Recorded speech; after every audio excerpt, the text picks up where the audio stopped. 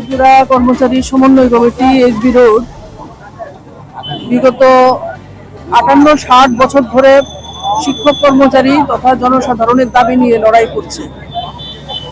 আমরা বিভিন্ন সময় বিভিন্ন সরকারের কাছে দাবি পেশ করেছি, কিন্তু ২০১৮ সালে পর থেকে যে সরকারটা আমাদের রাজ্যে এসেছে, আমরা দেখেছিলাম এই সরকার নির্বাচনের আগে বিশেষ করে শিক্ষক কর্মচারীদের জন্য বহু প্রতিশ্রুতি তারা দিয়েছিলেন এবং সেই সমস্ত প্রতিশ্রুতি পূরণের ক্ষেত্রে এই বিগত ৮ বছরে তাদের কোনো ভূমিকা নেই। আমরা লক্ষ্য করছি যে প্রতিশ্রুতি পূরণ তো দূরের কথা, সেখানে যে সমস্ত অধিকার আমাদের ছিল, দাবি দেওয়া অতীতে পূরণ হয়েছিল, সেই সমস্ত দাবিগুলি অধিকারগুলো তারা কেড়ে নিয়েছে।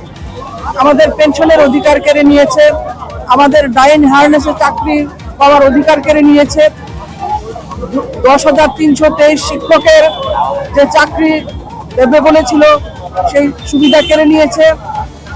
১০,৩২৩-এর অমূল্য প্রাণগুলি আজকে ঝরে যাচ্ছে। সমস্ত ধরনের অনিয়মিত কর্মচারীদের তারা নিয়মিত করবে বলেছিল, বছরে ৫০,০০০ চাকরি দেবে বলেছিল। সেই সমস্ত দিক থেকে তারা ১৮০ ডিগ্রি ঘুরে তারা শ্রমিক, কৃষক, শিক্ষক কর্মচারী, ছাত্র, বেকার বিরোধী পদক্ষেপ নিয়ে চলেছে এবং তারা মুখে প্রচার করছে সুশাসন, মুখে প্রচার করছে সবকা সাথ সবকা বিকাশ, কিন্তু গত ৮ বছরে আমাদের অভিজ্ঞতা হলো যে একটি দাবিও পূরণ হয়নি, বরং অনেক অধিকার আমাদের চলে গেছে। আমরা ধারাবাহিক লড়াই সংগ্রামের মধ্য দিয়ে সরকারের দৃষ্টিতে বিষয়গুলো আনবার চেষ্টা করেছি, কখনো আমাদের বাধা দেওয়া হয়েছে। এখন পর্যন্ত আমাদের মিছিলে এরকম কোনো আপত্তি আসেনি। আমরা আশা করছি যে আজকে রাজপথে আমাদের এই শিক্ষক কর্মচারীদের জমায়েতের মধ্য দিয়ে যে রাজপথের গর্জন, আমাদের প্রশাসনের যে সর্বোচ্চ কর্তা ব্যক্তিরা রয়েছেন, রাজ্যের মন্ত্রীবর্গ রয়েছেন, মুখ্যমন্ত্রী সহ, মুখ্য সচিব সহ, তাদের দৃষ্টিতে আমরা আমাদের দাবিগুলো আজকে পেশ করতে পারবো। ভবিষ্যতে আমাদের লড়াই আবার চলবে এবং দাবি পূরণ না হওয়া পর্যন্ত আমরা আমাদের কর্মসূচি সেখানে চালিয়ে যাব। দাবি যেমন দেশীয় কতগুলি দাবি রয়েছে, আমাদের দাবি রয়েছে, সর্বভারতীয় দাবি রয়েছে ১০ দফা এবং রাজ্যের রয়েছে ১৪ দফা। এই ২৪ দফা দাবিতে মূলত আজকে আমাদের কর্মসূচি।